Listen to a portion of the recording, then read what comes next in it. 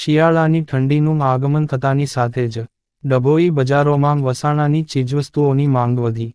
ડભોઈ શિયાળાની તેમાંગ ઠંડીના આગમન સાથે જ વસાણાની ચીજવસ્તુઓની માંગ પણ વધી રહી છે.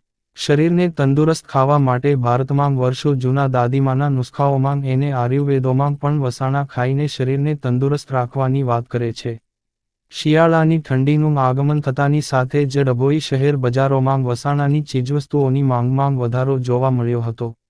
શિયાળાની કડકડતી ઠંડીના આગમન સાથે ડભોઈ માંગ વસાણાની ડિમાન્ડ વધી ગઈ છે.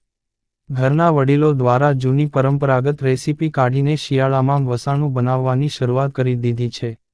શરીરના સ્વાસ્થ્ય વધારવા માટે વર્ષોથી ઘણા બધા લોકોના ઘરોમાં આજે પણ શિયાળામાં વસાણા બનાવવાની પરંપરા હજુ પણ ચાલુ જ છે.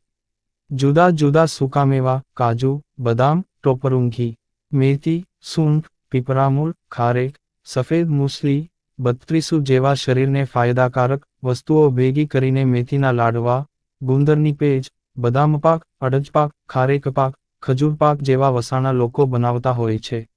આ વસાણાની વસ્તુઓને ભાવ જોઈએ તે બદામ, ટોપરું, કાજુ, ગુંદર, ઘી, મેથી, સૂંઠ, પીપળામૂળ સહિતના ભાવ વધી રહ્યા છે.